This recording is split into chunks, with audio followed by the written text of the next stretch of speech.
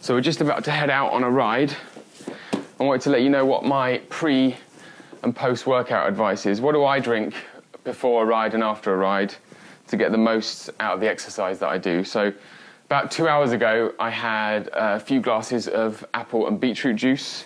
Any kind of sugary beverage, basically. I don't eat too much heavy food before I go out on a ride because it just makes me feel sluggish. And that energy that your body's using to digest the food that you've eaten is going to be energy lost that you could use in exercise. So you don't want to be eating too much heavy food before going on a ride. You could have some fruit, something like watermelon would be good.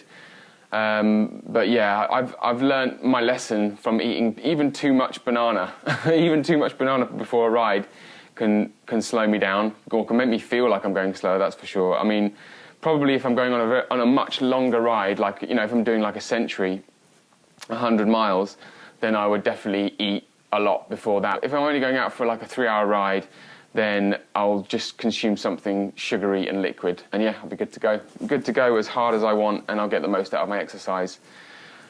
So, before we go out on the ride, I've actually got a box here. Could this be a Mavic Pro drone?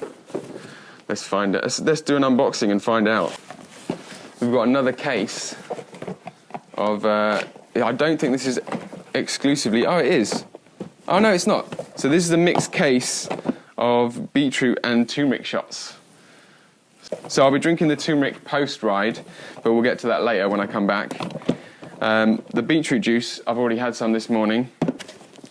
So to get the full benefit of beetroot juice, you want to be consuming it at least 2 hours before you go out on a ride, and then that's going to have given your body time to break down the nitrate into nitric oxide, which is how your body is going to more efficiently use the oxygen in your blood.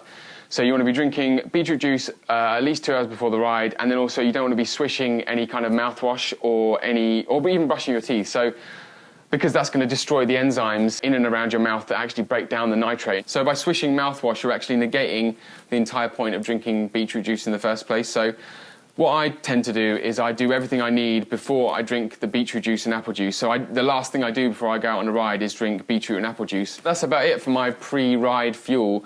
You don't need anything fancier than some water and with a few teaspoons of refined sugar in. That is as complicated as you need to get. You don't need any fancy sports nutrition, any pre-workout powders. You don't need any of that in order to perform at your best.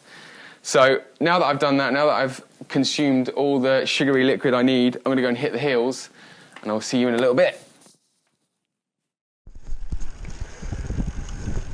So today's all been about training blood volume, using my blood volume to get up hills like this rather than brute strength.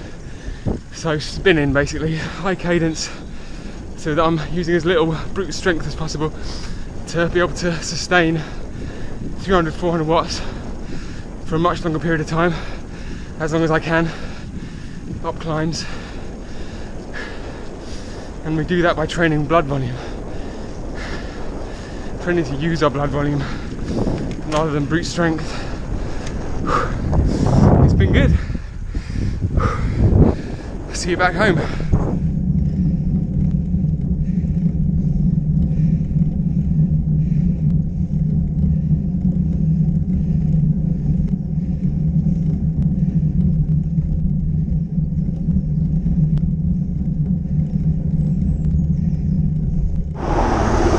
That guy was exactly what I'm talking about. He was just using brute strength to grind his way up that hill.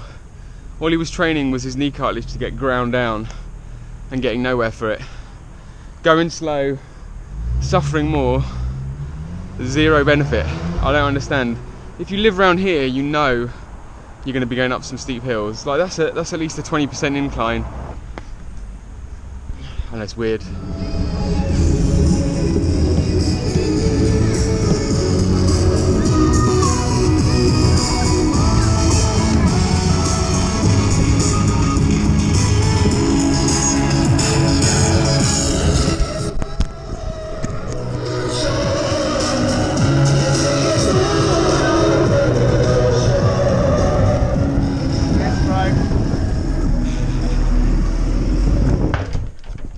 So as soon as we get back, before we even stop clomping around in our cleats, we want to get some coconut water in for the electrolytes so that everything else we consume after this gets absorbed properly. So demonstrate me drinking some coconut water because I need it. That's good. The best coconut water I've ever had was not Vita Coco. It was this one called Co, I think, K-O-H. That's the best coconut water I've ever tasted. It was like almost like drinking caramel. Then after that, we want to have some water. So probably down this entire thing. It's about a litre. And something sugary. So I'll probably have some fruit, some grapes and stuff, and then also I've got some apple juice. So I might have some apple juice as well to restore my glycogen. The most important thing, the two most important things you need to do when you get back post-ride is to restore your glycogen in your muscles. There's a small 2-hour window as soon as you get back from a ride that the glycogen that you consume is going to be absorbed into your muscles better than at any other time. So you want to, as soon as you get back, drink some electrolytes so that everything you eat is absorbed properly, so that you restore salts, and then also water and something sweet to restore the glycogen. Other than that, in the period between now and my next ride, I'm just going to be eating as much nutrient-dense food as I possibly can. Lots of fruit, lots of vegetables, and a lot of leafy greens. And then as an added extra, I'm going to have my turmeric zinger shot for the anti-inflammatory turmeric benefits. These have black pepper in, so all the turmeric is bioavailable, meaning it's actually going to do the job. So that's about it for today. Thank you for watching. I think you need to chill out, so I'm going to leave you in the fridge with the next to the blueberry.